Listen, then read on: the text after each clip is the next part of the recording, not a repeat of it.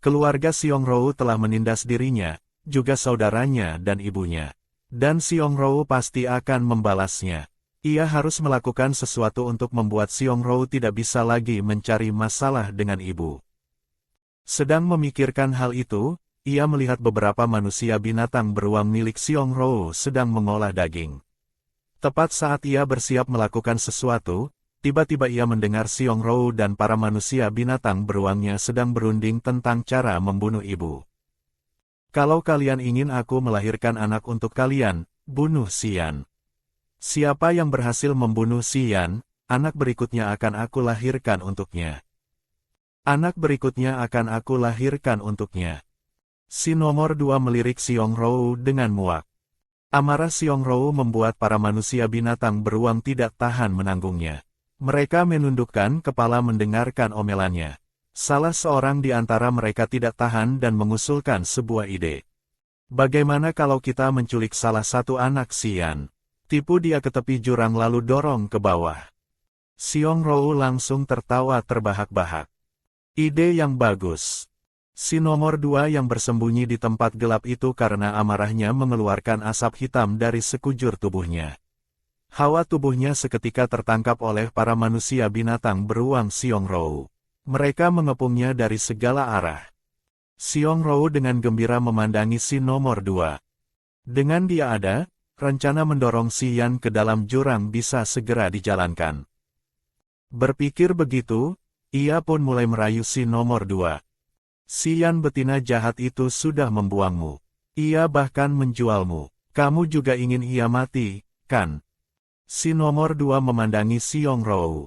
Teringat tangan dan kaki si sulung yang dipatahkan. Juga penderitaan yang mereka alami selama ini. Sorot matanya seketika meredup. Ia perlahan mengangguk.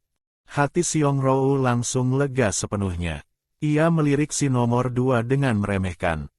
Anak kecil berusia 4 tahun, apa yang perlu ditakutkan?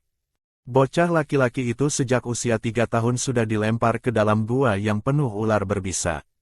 Setiap hari harus menanggung siksaan gigitan ribuan ular. Meski ular-ular putih itu memiliki bisa yang sangat mematikan, bocah itu sama sekali tidak apa-apa. Saat haus dan lapar ia meminum darah ular dan memakan daging ular. Karena ia tahu hanya dengan tetap hidup ia bisa membalas dendam. Hingga suatu hari, aku akhirnya menyelamatkannya kembali. Ia tidak perlu lagi menanggung kehidupan seperti neraka itu. Tapi hatinya masih sangat berkecamuk. Akulah yang menjualnya ke orang lain. Itulah sebabnya ia dilempar oleh Xiongrou betina jahat itu ke dalam gua ular. Selama di dalam gua ular, ia membenciku habis-habisan. Bahkan ingin membunuhku. Tapi di saat ia paling putus asa, lagi-lagi akulah yang menyelamatkannya. Ia tidak tahu bagaimana harus menghadapiku. Melihat aku merawat dua adiknya dengan sangat teliti dan penuh perhatian, ada rasa yang tidak bisa ia ungkapkan yang menyakitinya. Maka ia pun memutuskan untuk terlebih dahulu membalas dendam kepada Xiongrou. Sesampainya di depan gua Xiongrou, justru ia mendengar mereka sedang berkomplot untuk membunuh aku. Ia sangat marah, tidak tahu harus berbuat apa. Lalu ia berpura-pura bergabung dengan pihak Xiongrou. Saat itu aku baru saja kabur dari wilayah kekuasaan Wang. Melihat si sulung dan si bungsu, aku langsung memeluk mereka. Tepat saat itu si nomor 3 kembali. Melihatku ia langsung menangis. Dengan bersemangat ia menghambur ke arahku. Waktu Tyson dan Mu Xiao menyelamatkannya, aku tiba-tiba menghilang begitu saja di hadapannya. Ia terkejut bukan kepalang saat itu. Pulang ke rumah pun tidak berani bercerita kepada saudara-saudaranya. Hanya bisa sendirian pergi mencari aku ke hutan. Sekarang aku akhirnya kembali. Ia tidak bisa lagi menahan emosinya. Air matanya terus-menerus mengalir. Aku mengelus kepalanya, memberitahunya tidak apa-apa, ibu sudah kembali. Baru setelah itu si nomor 3 menghentikan tangisnya. Si sulung di sisi sana melihat si nomor 3 tiba-tiba menerima aku. Hatinya merasa tidak mengerti, tapi sekaligus terasa perih. Ia mendengus dingin ke arahku. Munafik. Kalau bukan karena ia sedang terluka, aku sudah ingin memukulnya sekarang. Ini juga sama-sama pertama kalinya jadi ibu. Kenapa harus mengalah padanya terus? Si bungsu langsung menghampiriku manja. Si sulung justru merasa semua yang ada di hadapannya sangat menyilaukan matanya. Tiba-tiba dengan alis berkerut ia memanggilku satu kalimat. Ibu, hari api membara sudah akan tiba. Aku menatapnya dengan wajah penuh kebingungan, tidak mengerti apa yang dikatakan si sulung. Tapi ia malah tertawa meremehkan. Di matanya, kalau hari api membara benar-benar datang, aku pasti akan melarikan diri. Beberapa anak ini hanya akan menjadi beban untukku. Terutama dirinya, kakinya sudah rusak, aku pasti akan membuangnya, sekali lagi meninggalkannya. Si sulung tiba-tiba tertawa. Tertawa dengan sangat putus asa, juga sangat sinis. Ternyata lagi-lagi begini ya. Senyuman itu membuat hatiku terasa ditusuk-tusuk. Meski aku tidak mengerti apa itu hari api membara yang dikatakan si sulung, aku tetap melangkah maju dan mengelus kepalanya. Aku memberitahunya jangan berpikir terlalu banyak. Kita sekeluarga akan selalu bersama. Ia terpaku sejenak, lalu tiba-tiba menundukkan kepala. Kabar si nomor 2 dan Xiong Rou jatuh ke jurang baru sampai di malam harinya. Xiong Rou tewas. Para suami manusia binatangnya karena ikatan perjanjian pasangan pun mengalami pukulan yang mematikan. Para manusia binatang beruang keluarga Xiong Rou satu persatu mengalami luka yang sangat parah. Hampir sekarat semuanya, karena itulah suku pun semakin yakin bahwa Xiong Rou sudah tewas. Malam itu hujan turun dengan sangat deras. Begitu mendengar kabar itu aku langsung terpaku tidak percaya. Aku membawa si nomor 3 dan si bungsu mengelilingi tepi jurang mencari-cari. Hujan semakin deras, membasahi aku dan 2 anak. Ini membuat Tyson yang baru pulang berburu langsung panik. Ia tergesa-gesa berlari kemari. Ia melihatku memandangi jurang dengan sorot mata kosong. Aku belum sempat mendapat pengampunannya, ia sudah menghilang. Anak itu pemalu dan pendiam. Selalu bersembunyi di sudut diam-diam memandangku. Waktu aku memperhatikan si nomor 3 dan si bungsu. Waktu aku merawat si sulung. Anak itu tidak berkata apa-apa. Hanya bersembunyi di sudut dan memandangiku. Itu adalah anakku. Anak yang aku sayangi. Bagaimana bisa aku membagi perhatian kepada anak-anak lain? Tapi tidak sedikit pun memberikannya kepada dia. Aku belum sempat memberi ganti rugi padanya. Bagaimana ia bisa pergi lebih dulu dari aku? Ini salahku, semua salahku. Air hujan membasahi seluruh tubuhku. Aku gemetar berlutut di tanah. Ini membuat Tyson sakit hati bukan kepalang. Ia buru-buru berlari mendekat, memberitahu aku ia yang akan mencari. Tyson memanggil 2 anak yang lain. Bawa ibu kalian pulang, tubuhnya lemah. Kalau begini terus nanti jatuh sakit. Di dunia manusia binatang penyakit sangat berbahaya. Flu biasa saja bisa merenggut nyawa manusia binatang. Aku buru-buru menolak. Aku mau ikut mencari si nomor 2. Tyson ragu sejenak. Tiba-tiba ia mengulurkan satu tangannya ke arahku. Mulai hari ini, aku adalah hewan penjagamu. Aku bersumpah demikian, tidak akan berubah. Seiring sumpahnya berakhir, jantung Tyson perlahan memancarkan seberkas cahaya putih. Di dadanya pun perlahan muncul sebuah lingkaran berwarna putih. Si nomor 3 dan si bungsu dengan heran memandangi totem Tyson. Tyson pun merasa terkejut, totem yang belum pernah mereka lihat sebelumnya. Semua ini membuatku merasa ada yang tidak beres. Selalu merasa ada sesuatu yang janggal. Apa itu hewan penjaga? Tyson dengan cepat menyembunyikan tanda totem sebagai hewan penjaga. Ia menatapku tanpa berkedip. Di sorot matanya ada ketenangan dan kesenangan yang belum pernah ada sebelumnya. Artinya seumur hidup selamanya menjagamu. Ia menutup totem di dadanya dengan tangan. Dengarkan aku, kembalilah ke gua dan tunggu. Aku berjanji akan membawa si nomor 2 kembali untukmu. Bayangan Tyson yang mengambil risiko menuruni jurang di tengah hujan deras itu terpatri di hati semua orang yang ada di sana. Aku menggigit gigi lalu berbalik. Memandangi 3 anak yang diguyur hujan. Tidak bisa tidak merasa menyalahkan diri sendiri. Sekarang aku hanya bisa mempercayai Tyson. Aku membawa beberapa anak kembali ke dalam gua. 3 anak duduk di sisi api unggun menghangatkan diri. Cahaya api memerahkan wajah-wajah kami. Kami semua percaya dengan teguh bahwa si nomor 2 masih hidup. Aku mengaduk-aduk api unggun. Setelah lama sekali, aku baru akhirnya teringat satu pertanyaan. Apa itu hewan penjaga?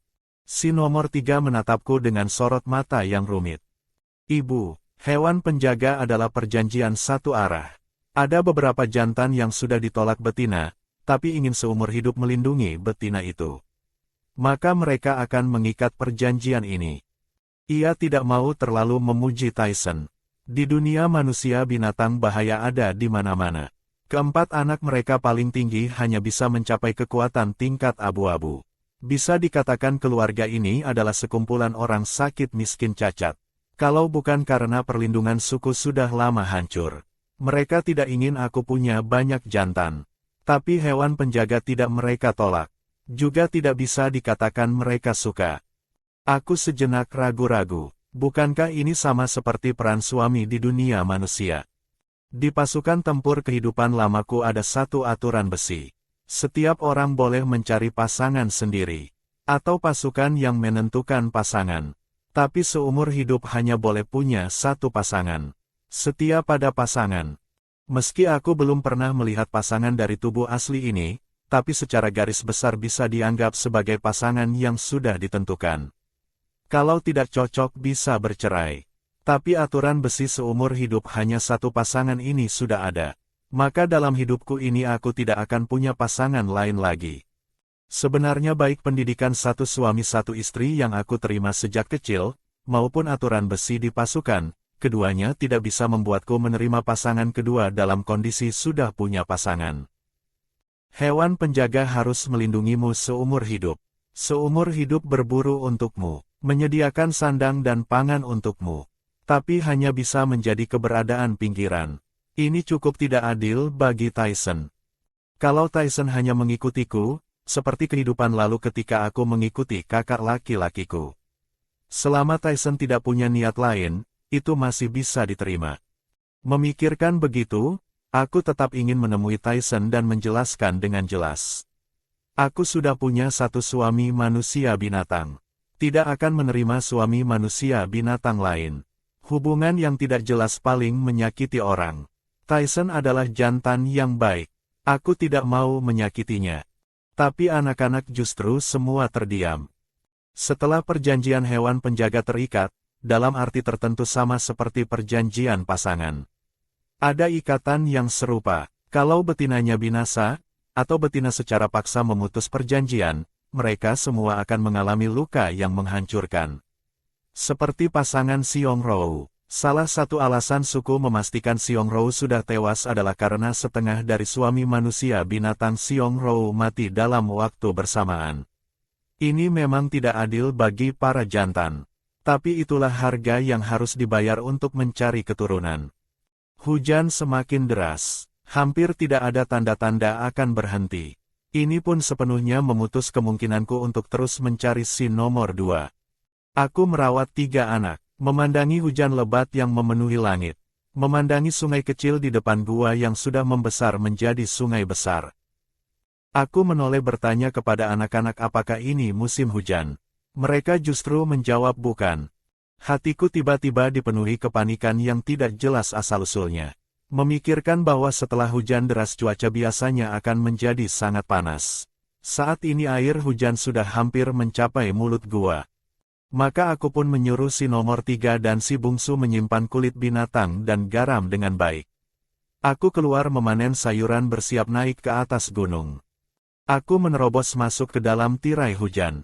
Memasukkan sayuran dan buah-buahan dari ladang ke dalam ruang penyimpananku. Sambil lalu aku pun menampung sedikit air hujan dan menyimpannya ke dalam ruang penyimpanan. Air sungai setelah hujan lebat tidak bisa diminum. Aku harus menyimpan air hujan dari langit untuk diminum. Yang tidak aku sangka adalah 1 tong besar air itu di hari kedatangan hari api membara menyelamatkan nyawa aku dan anak-anak. Saat berlari kembali ke gua, air hujan sudah sejajar dengan mulut gua. Aku langsung memasukkan barang-barang yang sudah dibereskan anak-anak ke dalam ruang penyimpanan. Menarik tirai ilalang dan tikar ilalang semua. Menyelimutkan di atas kepala 3 anak. Lalu aku membungkuk menyuruh si sulung naik ke punggungku. Ia hanya menatapku begitu. Setelah diam cukup lama baru perlahan merangkak naik. Satu lengannya yang masih utuh dengan ragu-ragu melingkar ke leherku. Lalu tiba-tiba mengencangkan.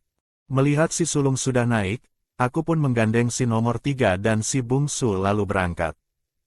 Aku membawa 3 anak bergerak naik ke gunung. Diguyur hujan, anak-anak justru merasakan ketenangan yang belum pernah mereka rasakan sebelumnya. Seperti meski langit runtuh pun tidak perlu takut. Hujan terlalu deras. Air gunung mengalir deras ke bawah. Aku terkejut. Buru-buru aku berseru ke arah si nomor 3. Si nomor 3 pegang erat. Ia justru mengibas-ngibaskan ekornya yang besar dan melingkarkannya ke batang pohon untuk menjadi penopang. Lalu ia menatapku dengan sebuah senyuman. Wajahnya penuh harap memandangku, mencari pujianku. Aku tidak ada tangan lebih untuk menepuk kepalanya. Maka aku pun tersenyum memandangnya. Si King hebat sekali. Ada banyak sekali manusia binatang yang sama-sama naik ke gunung dalam hujan bersamaku. Air hujan membasuh pipiku. Kotoran dan bekas maskara di wajahku akhirnya tidak tahan dibilas. Wajahku yang cantik dan putih bersih pun terungkap. Si sulung memandangiku. Untuk pertama kalinya ia merasakan bahwa ibunya ternyata secantik ini. Si nomor 3 dan si bungsu pun melihat wajahku. Mereka sangat jarang melihatku tanpa penyamaran. Semuanya jadi diam-diam tenang. Sesekali diam-diam mencuri pandang ke arahku. Sian. Tiba-tiba dari belakang terdengar suara seseorang memanggil. Aku menoleh. Terlihat seekor serigala abu-abu menatapku dengan mata berbinar. Aku mengenali jantan di hadapanku. Lang Feng. Ia adalah manusia binatang pertama yang aku temui setelah terlahir kembali di dunia ini. Tangan si sulung yang penuh lumpur tiba-tiba mengusapkan lumpur ke wajahku. Aku memandanginya dengan tidak mengerti. Terlihat wajah si sulung sangat buruk sekali. Matanya sudah berubah menjadi celah ular yang berbahaya. Sorot mata yang dingin menusuk menatap Lang Feng dengan tajam. Seperti sedang memperingatkan jantan yang ada di kejauhan itu. Tidak hanya itu, bahkan si nomor 3 dan si bungsu pun sorot mata memandang Lang Feng berubah. Serangkaian perubahan ini membuatku sedikit terpaku. Tidak bisa tidak bertanya-tanya apakah Lang Feng pernah berbuat jahat kepada anak-anak. Saat itu aku sama sekali tidak menyadari. Wajahku dilihat oleh seorang jantan yang tidak punya pasangan adalah hal yang sangat berbahaya. Di dunia manusia binatang memang lebih banyak jantan daripada betina. Bahkan betina seperti Xiong Rou yang demikian pun masih bisa mendapat pengejaran dari para jantan. Betina yang cantik tentu saja adalah harta yang sangat langka dan berharga. Demi mendapatkan betina, demi bisa berketurunan, meski harus mengorbankan nyawa pun tidak mengapa. Di mata si sulung berkelebat sedikit rasa angkuh.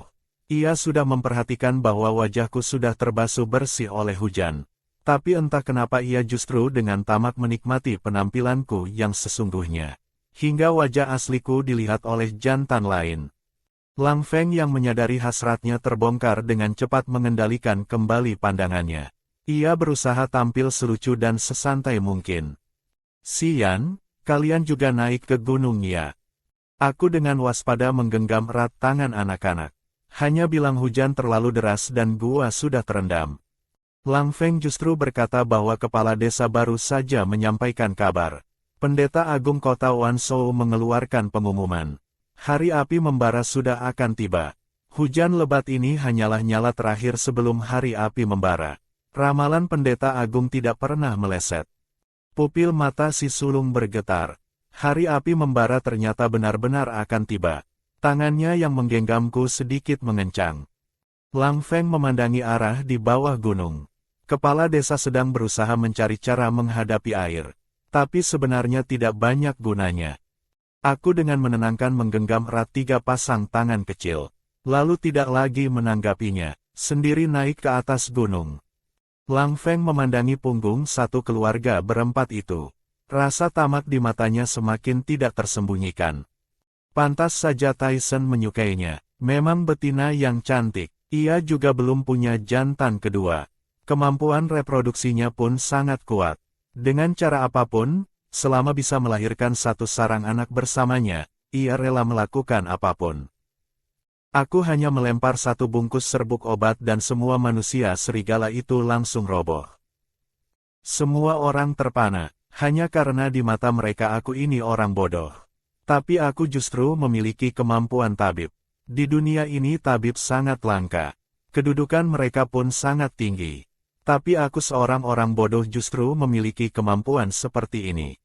Ternyata baru saja tadi, Langsin membawa para suami manusia binatangnya untuk membunuhku. Semula mengira aku hanya betina lemah yang mudah dihancurkan begitu saja. Tidak disangka menghadapi serangan mereka aku tidak menghindar.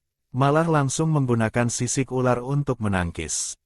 Bayangan yang mereka kira dengan satu cakar bisa mencakarku sampai mati itu sama sekali tidak terjadi. Langsin seketika berubah dari penuh harap menjadi sangat terkejut. Aku hanya asal-asalan mengibas-ngibaskan sisik itu. Cakar-cakar mereka seperti kubis yang langsung terpotong dari tengah. Langsin yang menyaksikan itu semakin marah. Ia berteriak gila-gilaan. Bunuh dia, bunuh dia. Lebih dari 10 jantan dari segala arah menerjang ke arahku. Si bungsu dengan panik berteriak keras. Ibu. Di dahinya ada sepotong kecil batu kristal abu-abu yang sedang diam-diam berkumpul. Anak-anak manusia ular sejak lahir memiliki kerinduan pada ibu. Begitu ibu mulai memperlakukan mereka dengan baik, kemajuan mereka dalam berlatih pun sangat cepat. Si nomor 3 berubah menjadi seekor ular biru panjang. Bayangan ular itu bergerak seperti kilat ke depan. Tapi 2 jantan manusia binatang tingkat hijau dewasa menghalangi di hadapannya. Nak kecil, kami temani kamu bermain sebentar. Si bungsu yang berdiri di depan si sulung sangat panik.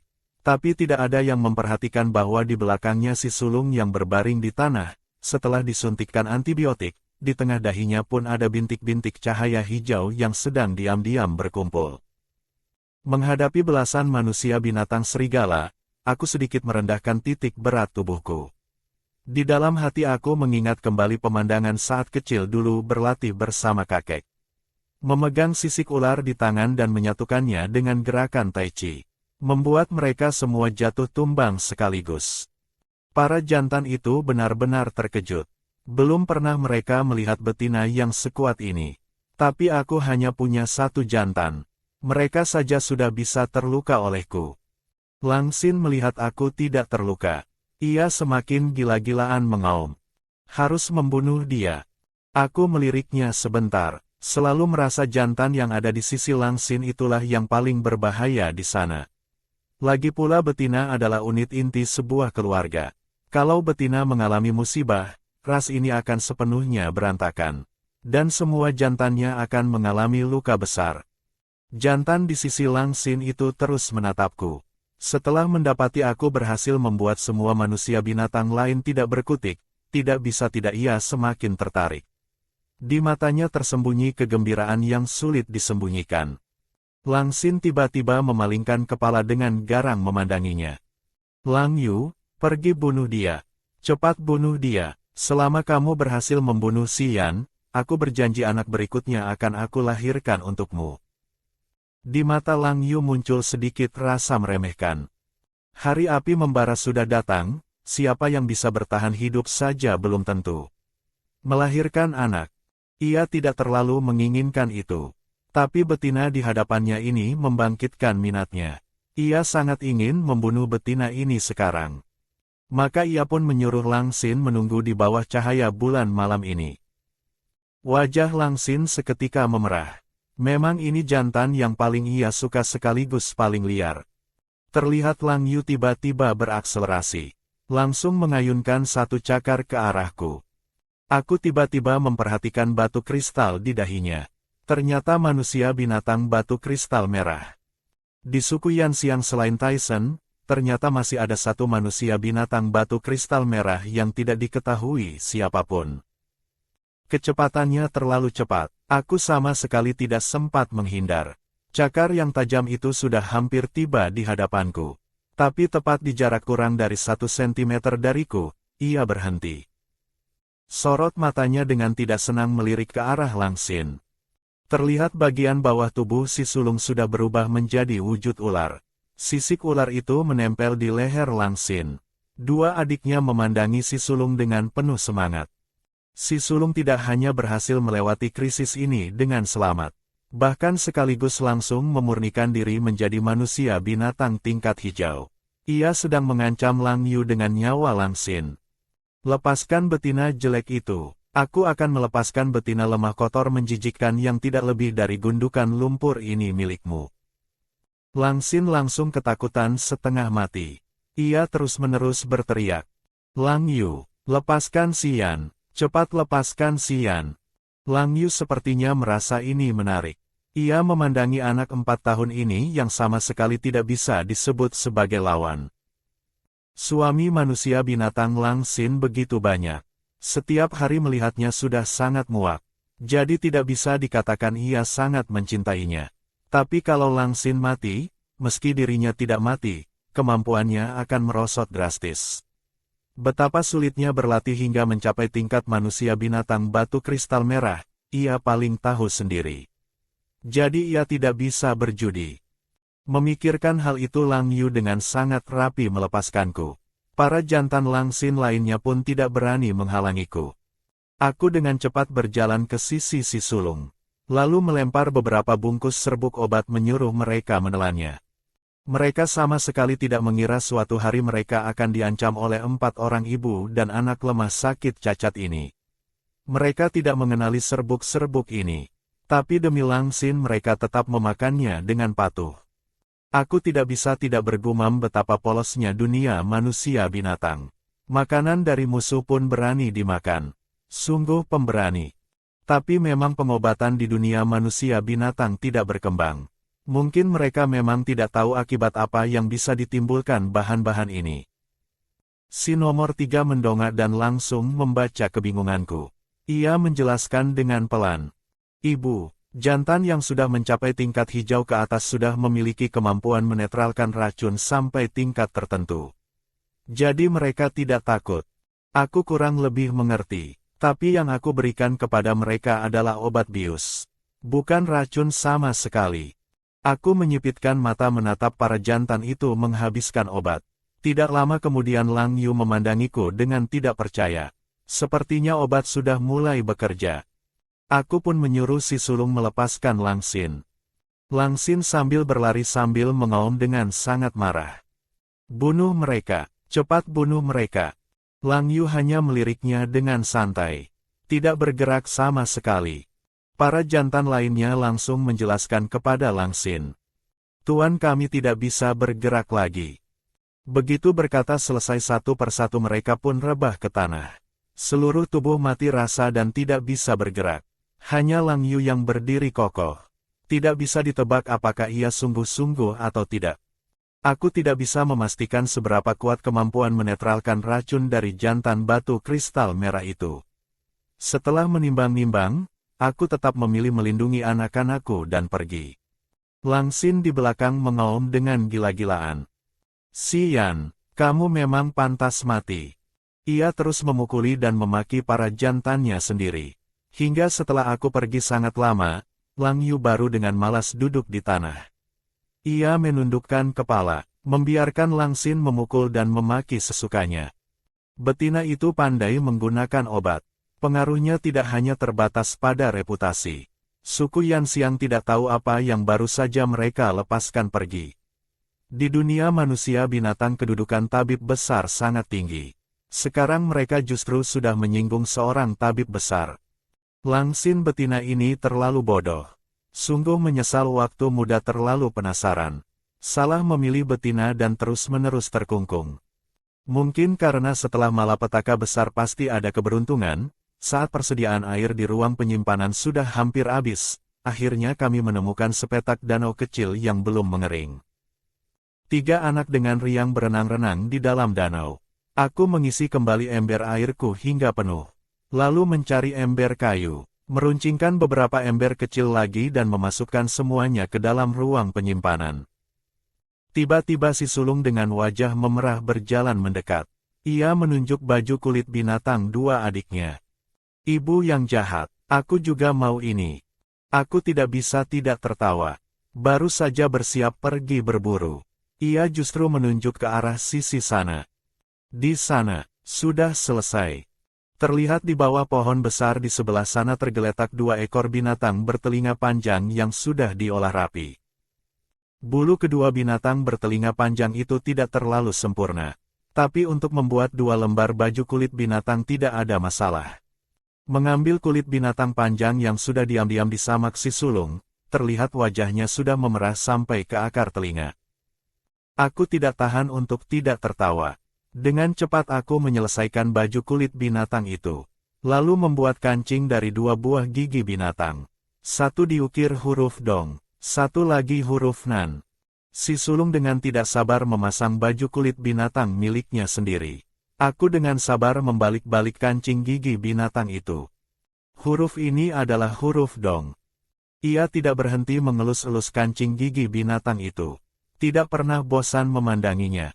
Aku memasukkan satu set baju milik Nanmo ke dalam ruang penyimpanan. Malam itu sunyi luar biasa tenangnya. Api unggun mengusir semua kegelapan. Ini adalah malam pertama yang nyaman yang aku rasakan sejak meninggalkan suku Yan Xiang. Si bungsu tiba-tiba berjalan mendekat. Ibu, boleh aku tidur bersandar padamu? Aku sama sekali tidak tahan serangannya. Langsung menyerah. Kami berbaring di atas tikar rumput akar manis yang dadakan kami buat. Melihat si bungsu berhasil berbaring, dua anak lainnya pun diam-diam tanpa suara mendekat perlahan. Lalu berbaring di sisiku. Aku merangkul anak-anak, memandangi bintang-bintang di langit, merasakan sepenggal ketenangan di tengah dunia manusia binatang yang penuh bahaya. Memikirkan apa yang terjadi siang hari. Tidak disangka di sisi Lang Xin pun ada seorang manusia binatang batu kristal merah. Si nomor 3 berkata bahwa manusia binatang batu kristal merah biasanya tidak mencari pasangan. Lang Yu mengikat perjanjian saat masih di tingkat hijau. Di dunia manusia binatang tingkat rendah hanya bisa bertahan hidup dengan berkelompok. Jadi mereka akan membangun keluarga. Tapi manusia binatang tingkat tinggi mendambakan kekuatan yang lebih besar. Mereka tidak mau terikat oleh betina. Tapi justru jenis jantan seperti inilah yang menjadi incaran para betina. Maka mereka akan bersembunyi, mencegah diri terikat perjanjian oleh betina. Si bungsu tiba-tiba menatapku dengan penuh harap. Ibu, suami manusia binatang kita seperti apa ya? Bisakah ceritakan tentang suami manusia binatang kita? Aku menatap mereka dengan canggung. Aku sendiri mana tahu. Si bungsu melihat aku tidak menjawab, kembali mendekat ke arahku. Pasti bukan jantan yang bagus. Kalau tidak ibu juga tidak akan tidak mengingatnya. Ia juga tidak pernah mencari kita. Apalagi melindungi kita. Si sulung dengan penuh semangat mengangkat telapak tangannya. Merasakan kekuatan yang terkandung di dalam tubuhnya. Tidak perlu suami manusia binatang pun tidak apa-apa. Kita bisa menjadi kuat. Perbedaan suhu siang dan malam mulai menjadi sangat besar. 3 anak menempel erat padaku untuk menghangatkan diri. Ini adalah malam yang paling hangat dan nyaman dalam beberapa waktu terakhir. Setelah bangun dari tidur kami pun kembali melanjutkan perjalanan. Berjalan di jalan yang sangat panas selama sekitar 7-8 hari. Suhu di permukaan tubuh 40 hingga 50 derajat membuat aku sangat tersiksa. 3 anak manusia binatang ular itu merasakannya jauh lebih kuat. Ular memang takut panas, terutama sangat tidak tahan cuaca yang kering dan panas. Seiring cuaca yang semakin panas dari hari ke hari, makanan dan air dengan cepat habis dikonsumsi. Aku tidak berani memberitahu anak-anak tentang kenyataan yang kejam ini. Si bungsu berbaring di bawah pohon sambil setengah sadar bergumam. Ibu, aku sangat haus. Aku mengelus kepalanya. Tidak apa-apa, ibu ada di ruang penyimpanan. Sebentar lagi kamu boleh minum. Si bungsu menggelengkan kepala. Ia bisa menebak kondisi air dan makanan sekarang. Ia membenamkan kepala ke bahuku. Seolah-olah kata-kata tadi hanyalah igauan setengah sadar semata. Dua anak yang lain pun mulai terasa panas. Mereka berubah wujud menjadi ular dan menggantung di tubuhku. Menutup mata seolah-olah tertidur, memasuki kondisi tidur siang. Tidak tahu arah menuju danau hari gelap. Tidak ada orang yang tahu jalan. Terik matahari menguapkan semua kandungan air. Semua makhluk hidup berjuang keras untuk mempertahankan diri.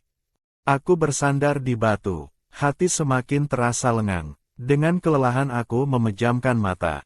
Mulai seperti gadis penjual korek api. Menggambarkan pemandangan terakhir di dalam benak. Ada ikan, ada udang, ada ayam, ada sapi. Yang terbang di langit, yang berenang di air. Selama enak dimakan semuanya ada di atas meja makan di depan. Banyak sekali minuman. Di sebelahnya ada kolam renang. Yang terpenting keempat anak ada di sisi sendiri.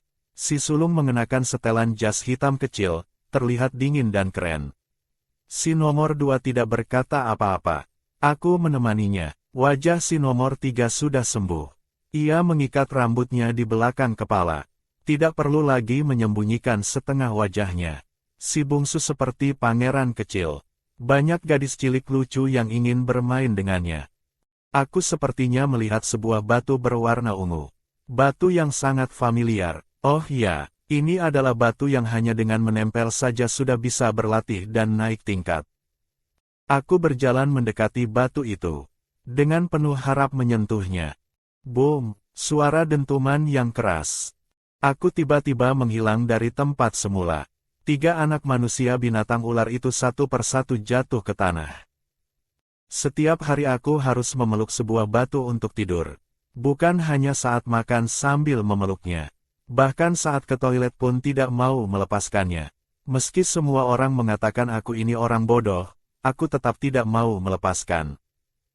Tapi tiba-tiba suatu hari batu besar itu menghilang. Saat aku melihatnya lagi, saat orang bilang aku hampir mati. Kedatangan hari api membara menyebabkan aku dan 3 anak tidak lagi mampu bertahan. Pingsan di tengah jalan menuju danau hari gelap. Setelah itu aku sepertinya di dalam mimpi melihat batu ungu besar itu. Aku ingin berlari menyentuhnya, tapi tiba-tiba menghilang dari tempat semula. Biur. Aku jatuh ke dalam sebuah danau. Seketika tercebur ke dalam air. Pria di hadapanku langsung terpana. Ia menatapku dengan ragu-ragu. Betina kecil, kamu. Aku mendongak keluar dari dalam air. Menyemburkan seteguk air bersih ke arahnya. Wang seketika tidak bisa berkata apa-apa. Setiap kali bertemu denganku ia sepertinya selalu sedikit sial. Tanpa banyak bicara ia langsung mencengkeram leherku. Wajahnya dingin dan gelap. Kamu datang dari mana? Aku menoleh memandanginya. Kesadaranku baru kembali sepenuhnya. Setelah cukup lama baru aku mengenalinya. Penjahat besar, lepaskan aku. Wajah Wang sangat tidak enak dipandang. Kamu masuk ke danauku, minum airku. Begitu aku mau melepaskan kamu, langsung lepas. Aku berbalik memandangi danau yang sangat besar itu. Siapa yang mengerti ini? Aku hanya memikirkan batu ungu itu. Kenapa bisa bertemu penjahat besar ini lagi? Ia dengan cepat berenang naik ke darat, lalu langsung melemparku ke tanah. Ia memperhatikanku, menanyakan aku datang dari mana. Aku tidak bisa mengalahkannya, maka dengan pasrah aku bilang aku berasal dari suku Yanxiang. Lagi pula suku sudah membuang kami. Menjual nama suku pun tidak masalah kan? Ia menatapku dengan sepasang mata. Lalu bertanya lagi kenapa aku tiba-tiba bisa menghilang. Aku khawatir dengan anak-anak, tidak mau membuang waktu bersamanya lagi. Di dalam hati aku terus membatin. Pulang, pulang. Boom. Tepat saat Wang kembali mengulurkan tangan menangkapku, aku pun menghilang begitu saja di hadapannya. Ia tidak bisa tidak membelalakkan mata dengan wajah penuh kebingungan. Memandangi telapak tangannya yang kosong. Ia yakin tadi sudah beberapa kali berhasil menyentuhku. Rasanya lembut, bukan ilusi bukan mimpi. Ia yakin aku adalah betina manusia binatang yang nyata. Wang dengan teliti menghirup udara sekitar. Di sekitar sana tidak ada bauku sama sekali. Hui tiba-tiba muncul di belakangnya. Wang dengan dingin mengucapkan 2 kata. Cari orang. Saat Huhui bertanya mencari siapa, Wang tampak semakin tidak sabar. Rasa frustrasi yang kuat hampir tidak bisa ia bendung lagi. Seekor betina yang tidak mau nurut. Huhui semakin bingung. Lagi-lagi ada betina tidak tahu diri yang datang mengganggu Wang tuannya. Saat itu aku berhasil kembali ke sisi anak-anak. Dengan cepat mengambil air dari ruang penyimpanan. Dengan hati-hati mengalirkan air ke tubuh anak-anak. 3 ekor ular kecil itu pun perlahan tersadar. Setelah membuka mata, langsung melompat masuk ke dalam ember kayu. Minum dengan tegukan besar-besar, mereka seperti mendapat kehidupan baru. Berubah kembali ke wujud manusia. 2 anak dengan bersemangat menghambur ke dalam pelukanku. Aku menyambutnya, mengelus kepala kecil mereka. Si bungsu mengerjap-ngedipkan mata kecilnya yang polos. Ibu, aku pikir aku akan mati. Apakah tadi aku minum terlalu banyak air? Aku mengelus kepala kecilnya, memberitahunya tidak banyak sama sekali. Si nomor 3 tiba-tiba menarik tanganku. Memberitahuku ada manusia binatang yang datang. Aku buru-buru membawa 3 anak berjongkok ke bawah. Terlihat sepasang manusia binatang harimau putih melintas tidak jauh dari kami. Si nomor 3 dari kejauhan memandangi mereka. Berkata mereka adalah orang dari kota harimau putih atau kota harimau hitam. Aku memandangi si nomor 3 dengan penasaran. Apakah warga kota harimau hitam adalah harimau putih? Si bungsu justru menggeleng. Di dunia manusia binatang aslinya hanya ada manusia binatang harimau putih. Hanya saja 20 tahun lalu tiba-tiba lahir seekor harimau hitam. Harimau hitam ini memisahkan diri dari kota harimau putih dan membangun kota sendiri. Barulah ada nama kota harimau hitam. Manusia binatang harimau hitam hanya ada 1 ekor saja. Ia adalah pemimpin kota-kota harimau hitam. Namanya Mingyan. Aku memandangi anak-anak dengan penasaran. Kalau kita pergi ke kota harimau hitam, apakah kita bisa diselamatkan? Kota harimau hitam adalah suku yang kuat. Di hari-hari hari api membara, pasti ada cara untuk menyelamatkan nyawa di sana. Maka kami pun berdiskusi sebentar, lalu memutuskan untuk bergabung dengan mereka. Tapi masalahnya adalah bagaimana cara bergabung dengan kota harimau hitam. Si nomor 3 tiba-tiba memandangiku. Ibu, kamu adalah betina. Masuk ke kota harimau hitam sangat berbahaya. Si bungsu langsung setuju. Aku juga pernah mendengar bahwa kota harimau hitam akan meminta suku-suku yang menggantungkan diri pada mereka untuk mempersembahkan betina. Tepat saat aku sedang memikirkan bagaimana caranya, si sulung tiba-tiba melangkah keluar. Gunakan rumput mumu untuk menyamar jadi jantan saja. Baru saat itulah aku tahu. Ternyata untuk bertahan hidup, anak-anak pernah pergi meminjam makanan dari rumah orang lain. Agar bau mereka tidak tercium, mereka mencoba berbagai cara. Akhirnya menemukan rumput mumu. Sejenis rumput liar yang bisa menghapus bau. Di bawah terik hari api membara tumbuhan sudah tidak banyak. Mereka mencarinya sangat lama. Baru menemukan satu yang sangat kecil, seperti bunga teratai. Si nomor 3 memegang rumput mumu sambil mengamati-amatiku. Ibu badannya kecil, kalau disamar jadi jantan kelihatannya hampir sama besar dengan kita. Si bungsu pun ikut mendekat. Ibu bagaimana kalau ganti nama sekalian? Aku tertawa memandangi anak-anak yang khawatir memikirkan urusan ini. Panggil saja Sian. Memikirkan bahwa manusia binatang jantan semuanya bisa berubah menjadi jenis binatang, aku pun bertanya kepada anak-anak aku harus menyamar sebagai ras apa. Saat mereka bertanya aku ras apa, aku malah bengong. Aku juga tidak tahu, sepertinya ras manusia. Mereka sudah mengira aku tidak bisa diandalkan, tapi tidak mengira aku tidak bisa diandalkan sampai separah ini. Anak-anak tidak berkata apa-apa. Masing-masing sibuk sendiri. Si sulung membuatkan aku selembar baju kulit binatang baru. Si nomor 3 merapikan rambutku. Si bungsu dengan serius mengoles-oleskan getah rumput mumu ke wajahku. Tidak lama kemudian sosok pemuda jantan muncul di hadapan anak-anak. Mereka sangat puas dengan karya mereka. Si bungsu mengedipkan mata dengan nakal dan memanggilku kakak. Panggilan kakak itu membuat hatiku hampir mencair. Pantas saja anak laki-laki senang dipanggil kakak. Setelah semua persiapan beres, si sulung berubah menjadi ular kecil untuk memata-matai keadaan. Terlihat dua manusia binatang harimau tidak jauh dari sana sedang berbincang-bincang pelan. Suku kera lemah tapi sombong. Selain memanjat pohon dan berhitung tidak bisa apa-apa. Masih menggantungkan diri pada kita tapi masih bergaya. Perjalanan ini sia-sia saja. Tidak ada satupun yang pandai berhitung yang bisa dibawa pulang. Ternyata Ming Yan ingin mengembangkan peradaban di dalam kotanya. Semakin banyak manusia binatang semakin banyak urusan distribusi sumber daya. Tapi sarjana terbesar kota harimau hitam si Huyong, hanya bisa penjumlahan dan pengurangan bilangan di bawah 10. Yang berhasil dikumpulkan pun semuanya adalah sekumpulan manusia binatang yang kuat.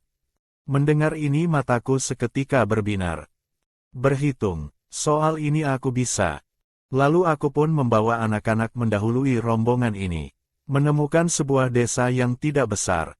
Desa manusia binatang itu sangat sederhana dan polos. Dengan bantuan 3 anak, aku dengan cepat membangun wibawa di tempat ini. Saat Huyong dan rombongannya melewati desa itu, mereka mendengar suara para warga yang sedang berbisik-bisik mendiskusikannya. Apakah kamu tahu apa itu guru? Tuan besar si Yan itulah guru. Seumur hidup sapi tua baru pertama kali melihat guru. Guru hebat, Tuan besar si Yan hebat sekali. Tuan besar si Yan sungguh seorang yang bijaksana. Desa-desa yang tidak jauh dari kota harimau hitam, kebanyakan adalah suku-suku kecil yang menggantungkan diri pada kota harimau hitam. Desa sapi di hadapan ini juga adalah salah satu suku yang bergantung pada kota harimau hitam. Huyong mendengar mereka begitu memuji seseorang. Buru-buru ia menghentikan warga di sini. Sian apa? Guru apa? Warga desa dengan polos penuh kebingungan menatapnya. Tuan harimau, kamu tidak pernah mendengar tentang Sian. Huyong langsung menggeleng. Manusia binatang sapi itu menatapnya dengan jujur. Kamu tidak mengenali mereka, mungkin juga karena pengetahuanmu yang kurang. Tuan besar Sian berjalan di seluruh benua manusia binatang. Membantu semua orang menyelesaikan masalah. Sekarang hari berburu sudah hampir tiba. Banyak anak-anak yang pingsan. Tuan besar Sian baru saja membantu mereka. Sekarang sedang mengajari anak-anak berhitung. Wajah Huyong penuh kegembiraan. Anak ini, ia tabib. Sekaligus bisa berhitung. Manusia binatang sapi buru-buru melambaikan tangan. Bukan tabib, Tuan besar Sian adalah guru. Huyong menatapnya dengan penuh kebingungan. Apa itu guru? Tidak berani bertanya, takut terlihat sangat bodoh. Manusia binatang sapi lain dengan tidak puas mendengus. Berhitung dalam 10 apa? Tuan besar Sian ribuan ke atas juga bisa. Bahkan soal ayam kelinci dalam kandang pun bisa. Huyong langsung bersemangat bukan kepalang. Buru-buru menyuruh manusia binatang sapi itu menunjukkan jalan. Si bungsu yang diam-diam mencuri dengar dari samping dengan lincah berlari kembali ke hadapanku. Ibu, mereka datang. Aku memompa semangat, pura-pura batuk 2 kali. Dengan penuh gaya bertanya kepada anak-anak sapi kecil di bawah yang wajahnya penuh semangat. Ibu kasih soal paling mudah dulu untuk menguji kalian baik-baik. Binatang bertelinga panjang dan binatang kukuruyuk di kandang bersama. Dilihat dari atas ada 10 kepala. Dilihat dari bawah ada 30 kaki. Pertanyaannya ada berapa binatang bertelinga panjang dan berapa binatang kukuruyuk. Mulai berebut jawab. Meski kata-katanya berebut jawab, tapi anak-anak sapi kecil di bawah semakin bersemangat. Para manusia binatang sapi yang mendengarkan dari luar pun bingung sambil menghitung dengan jari. Bagaimanapun dihitung tidak bisa dipahami. Tidak mengerti tapi tetap merasa luar biasa. Lalu dengan tegas berseru keras. Kami tidak bisa.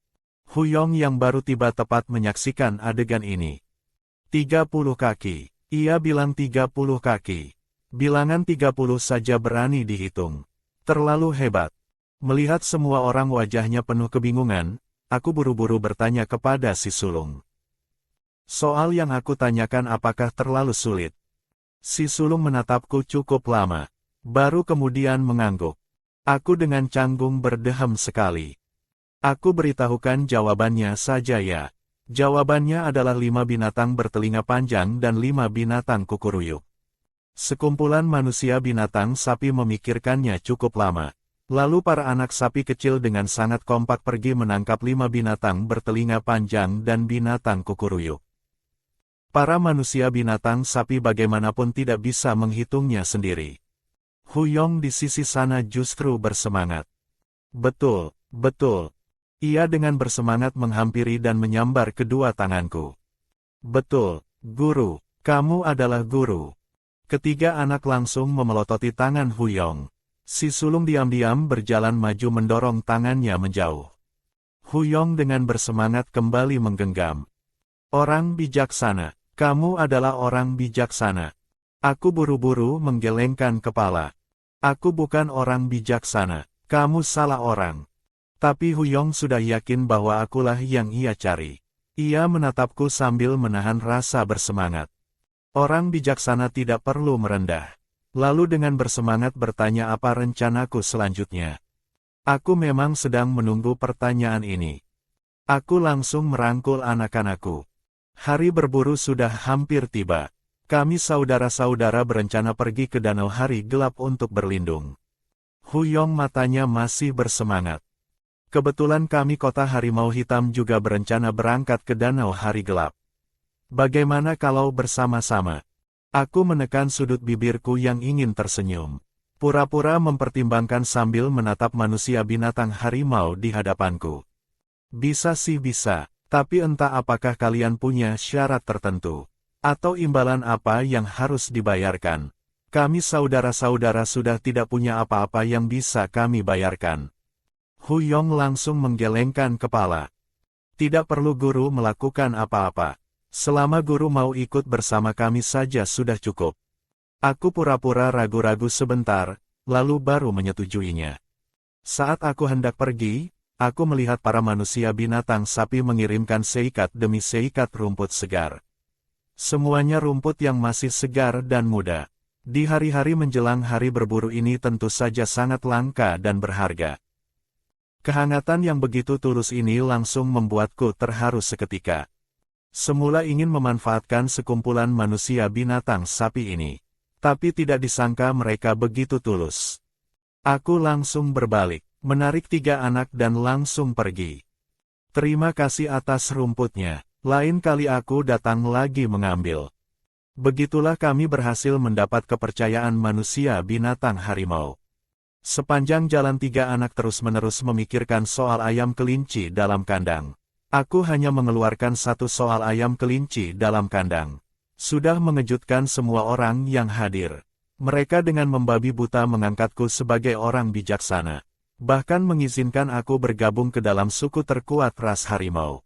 Semua hanya karena ini adalah dunia manusia binatang yang terbelakang. Saat itu aku sedang mengikuti Huyong tiba di Kota Harimau Hitam. Para manusia binatang harimau di dalam kota memandangi kami dengan penasaran. Mereka sangat heran, aku hanyalah seorang anak kecil. Kenapa bisa membuat Tuan Besar Huyong begitu hormat? Tidak banyak bicara Huyong langsung membawa kami menemui pemimpin kota. Memikirkan bahwa diriku menarik perhatian lawan berkat matematika, aku pun setuju. Aku sambil berjalan sambil mengamati perkembangan budaya di sini. Kota sudah selangkah lebih tinggi dari suku biasa. Kelihatan sudah ada pengelolaan dan ketertiban. Aku berdiri di depan gua sang pemimpin kota. Dengan peka merasakan sebuah rasa krisis yang kuat. Perasaan kulit yang merinding ini sama persis seperti saat menghadapi Wang. Manusia binatang di dalam sana pasti sangat kuat. Dan saat ini ia pasti sedang menatapku. Sekujur tubuhku terasa ringan berkeringat. Tapi aku sama sekali tidak menamparkannya. Seperti tidak menyadari apapun. Melihat aku berhenti, Huyong tiba-tiba bertanya ada apa. Aku langsung menggelengkan kepala dan berjalan masuk. Dari dalam tiba-tiba terdengar sebuah suara. Kurus dan kecil. Huyong, kamu yakin ini orang yang kamu cari yang lebih hebat dari kera? Aku langsung tidak bisa berkata apa-apa. Memang jadi betina pun kurus dan kecil. Jadi anak pun kurus dan kecil. Hu Yong ingin maju menjelaskan. Aku langsung mencegahnya. Pemimpin kota, pernahkah mendengar pepatah jangan menilai orang dari penampilannya? Barulah pria di dalam sana bereaksi. Ia menatapku begitu. Tiba-tiba terdengar suara yang dalam dan berat. Jangan menilai orang dari penampilannya. Menghadapi jantan seperti ini, aku sejenak kehilangan fokus. Aku pernah membunuh harimau, juga pernah memelihara kucing. Di mataku harimau adalah versi plus dari kucing. Disingkat kucing besar, kucing kecil yang aku pelihara di kehidupan lalu saat senang akan mengembangkan cakarnya. Saat aku mengusap kucing ia akan mendengkur. Tidak tahu apakah kucing besar di dunia ini ada bedanya dengan kehidupan lalu. Aku langsung mengendalikan emosi, menatap lurus Mingyan. Kota harimau hitam baru dibangun. Berbagai jenis manusia binatang akan semakin banyak. Kemampuan manusia binatang harimau mendapatkan sumber daya sangat kuat. Sedikit demi sedikit sudah membangun rumah batu. Kalau tidak salah perkiraan, kalian membutuhkan seorang manusia binatang yang pandai berhitung. Untuk menghitung cara mendistribusikan sumber daya, juga cara merencanakan tata letak rumah. Aku memandanginya dengan tegas. Jadi kalian membutuhkan aku. Perkataan ini membuat mata Hu Yong berbinar terang. Mingyan tiba-tiba bangkit berdiri. Menatapku dengan sorot mata penuh pertanyaan. Aku menggenggam erat kedua kepalan tangan untuk menyembunyikan rasa tidak tenangku menghadapi penguasa besar itu. Ia melangkah mendekati aku satu persatu. Tekanan yang kuat memenuhi sekeliling. Saat aku merasa hampir tidak bisa bernapas, Mingyan tiba-tiba tertawa. Cukup menarik. Suasana seketika menjadi ringan, lalu ia pun meninggalkan gua. Setelah tekanan itu lenyap aku akhirnya bisa bernapas kembali. Aku buru-buru bertanya kepada Hu Yong. Apa maksud pemimpin kota? Aku sekarang masih sangat lemah. Membutuhkan perlindungan kota harimau hitam. Kalau bisa mendapat perlindungan kota sekuat kota harimau hitam, kemungkinan tiba dengan selamat di danau hari gelap pun bertambah banyak. Jadi dibandingkan mereka yang membutuhkan aku, sebenarnya aku yang jauh lebih membutuhkan mereka. Hu Yong justru tertawa. Tuan Besar Guru. Pemimpin kota sudah memperbolehkan kalian tinggal di sini. Aku akhirnya bisa menghela napas lega. Kucing besar meski kelihatan galak tapi orangnya sepertinya masih bisa ditolerir. Setelah mendapat pengakuan dari Mingyan, sikap para manusia binatang harimau terhadap kami jelas jauh lebih baik. Mereka mengelilingi kami sambil mengolah daging hasil buruan. Melingkari kami di tengah-tengah. Kalian beberapa anak kecil ini memang jago. Berhitung seperti itu pun bisa. Di kota harimau hitam tidak ada anak kecil yang sepandai dan sebisa kalian berhitung. Hu Yong tiba-tiba mendekat ke hadapanku. Aku dengar dari desa sapi. Guru mau mengajarkan berhitung. Aku terkejut dan langsung mundur selangkah. Bisa mengajarkan. Para manusia binatang harimau seketika bersorak-sorai dengan gembira. Di mata sekumpulan orang kasar ini, pandai berhitung sekaligus mau mengajar. Itu sudah sangat patut dihormati. Namun tepat saat itu, dari kejauhan tiba-tiba datang seorang manusia binatang harimau. Apa gunanya pandai berhitung? Huke langsung duduk dengan seenaknya. Satu tangan mengambil sepotong besar daging. Kurus kecil begitu, tidak bisa mengangkat batu. Jantan tanpa tenaga, Huke tidak mengakuinya. Begitu berkata ia langsung berjalan ke sisi batu besar. Kedua tangan merangkul, batu besar itu langsung terangkat dengan kokoh. Ia merangkul batu besar itu berjalan beberapa puluh meter ke depan. Lalu melirikku dengan meremehkan. Guru katanya, selama kamu bisa memindahkan batu kecil di sebelah itu ke sini, aku baru mengakuimu. Bagaimana? Para manusia binatang harimau di sekitar seketika berdiskusi ramai. Sebagai anak jantan, masa tidak punya tenaga sedikitpun. Batu ini saja tidak bisa dipindahkan lebih baik pulang minum susu saja. Si nomor 3 mendengarnya langsung bangkit berdiri. Ibu memang bukan orang yang melakukan pekerjaan fisik. Manusia binatang harimau hitam ini jelas-jelas sedang menindas orang baru. Sesaat suasana jadi hening. Hu Yong agak marah. Ia ingin mencegah tapi tidak berdaya. Aku pun kurang lebih mengerti. Sekumpulan manusia binatang harimau ini melihat seorang anak kecil sepertiku mendapat pengakuan dari Hu Yong dan pemimpin kota. Tentu saja ada yang tidak terima. Tidak terima ya, tidak terima juga bagus. Aku pun bertanya kepada mereka apakah aku boleh meminta bantuan saudaraku. Huke bahkan tidak melirikku sebentar pun dan langsung menyetujui. Hanya beberapa anak kecil saja. Para manusia binatang harimau di sekitar memandangi kami seperti menonton pertunjukan lucu. Terlihat aku tiba-tiba menunjuk batu yang 3 kali lebih besar dari batu milik Huke. Kita berempat saudara mengangkat batu itu. Semua manusia binatang serentak memandangi batu raksasa itu. Sorot mata memandangiku penuh rasa ingin tahu dan tidak percaya. 3 anak mendengar aku berkata begitu, semuanya pun terpaku. Meski mereka sudah naik tingkat, batu sebesar itu mana mungkin bisa mereka angkat. Ibu apakah terlalu melebih-lebihkan? Tapi mau bagaimana lagi? Kata-kata yang sudah keluar dari mulut meski memaksakan diri pun harus tetap dilakukan. Memikirkan hal itu ketiga anak dengan memaksakan diri berjalan ke arah batu besar. Aku langsung mencegat mereka. Bertanya mereka mau kemana. Si sulung menatapku dengan dingin. Angkat batu. Aku tidak bisa tidak tertawa. Menyuruh mereka tunggu dulu. Aku perlu menyiapkan sesuatu terlebih dahulu. Huke wajahnya penuh ejekan. Mengangkat batu saja perlu menyiapkan apa? Aku hanya tertawa. Tidak menggubrisnya sama sekali. Pohon-pohon di dunia manusia binatang umumnya cukup besar. Batang pohonnya pun tebal dan besar. Aku mencari sebuah pohon yang kelihatan cukup kuat. Dengan sisik ular aku menebangnya. Lalu bersama 3 anak membawa pohon itu ke sana. Aku melihat-lihat batu kecil yang lebih kecil yang sebelumnya Huke minta aku pindahkan. Posisinya pas. Bisa dijadikan titik tumpu. Beri aku 1 titik tumpu, aku bisa mengungkit bumi. Kalimat itu bukan diucapkan dengan sia-sia. Si bungsu memandangiku dengan penasaran. Ia bagaimanapun tidak bisa menebak apa yang hendak aku lakukan. Tanpa terasa sudah banyak sekumpulan manusia binatang yang mengerumuni. Ada yang menonton, ada yang menertawakan. Tidak sedikit manusia binatang harimau yang menunjuk-nunjuk ke arahku. Ingin melihat guru baru yang katanya hebat ini seberapa besar kemampuannya.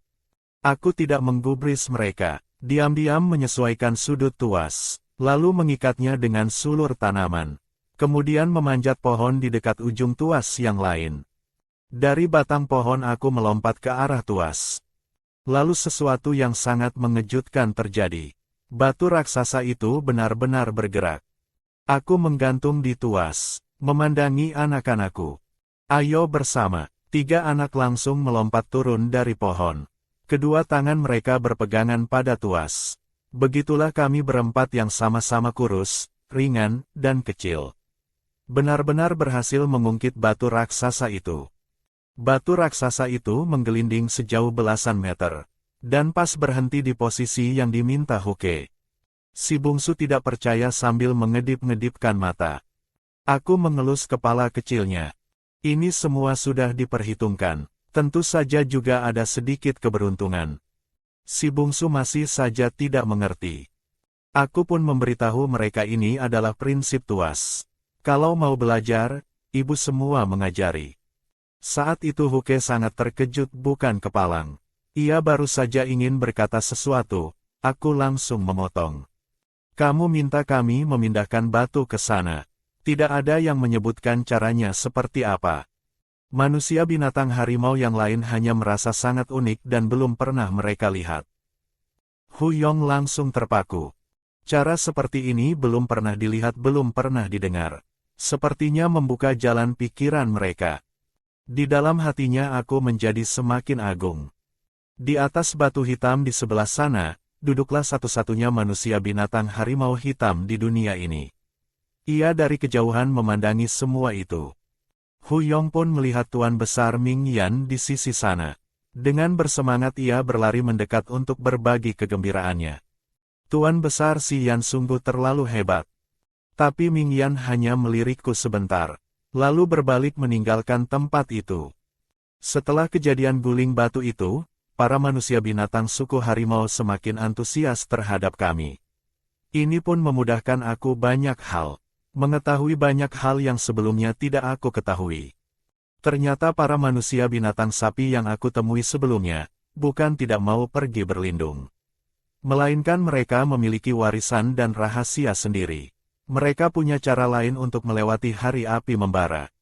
Saat malam tiba, aku pun membuatkan anak-anak sup tulang dan daging di dalam gua. Sudah sangat lama tidak makan makanan panas. Beberapa anak pun merasa badan dan jiwa segar kembali. Aku berbaring di dalam gua, mengenang kembali semua yang terjadi hari ini. Tiba-tiba memperhatikan si sulung ternyata juga belum tidur. Memperhatikan si sulung yang terus menatapku. Aku pun bertanya kepadanya apakah tidak tidur. Siapa sangka mata si sulung berubah menjadi celah ular. Ia menatapku sesekali. Ibu, kamu sepertinya sudah berubah menjadi orang lain. Aku seketika menegang. Sebenarnya sejak lama aku sudah melihat perasaan yang rumit dari beberapa anak ini terhadap ibu mereka. Kalau sampai mereka tahu aku menggantikan ibu mereka, entah apakah mereka akan membunuhku. Aku tidak berkata apa-apa, hanya menatap si sulung begitu. Tidak tahu seberapa banyak yang sudah ia lihat. Tapi ia tiba-tiba mengalihkan pandangan. Menoleh memandangi langit-langit gua. Kamu masih dia. Lalu perlahan memejamkan mata kembali. Rasanya seperti kamu, tapi juga rasanya seperti bukan kamu. Ibu yang sekarang jelas berbeda dari yang dulu. Dulu ia selalu polos, tidak seberani itu, apalagi memperlakukan mereka dengan baik. Tapi sepertinya ia lebih menyukai ibu yang sekarang. Aku tidak menjawab perkataannya, hanya diam-diam berkata,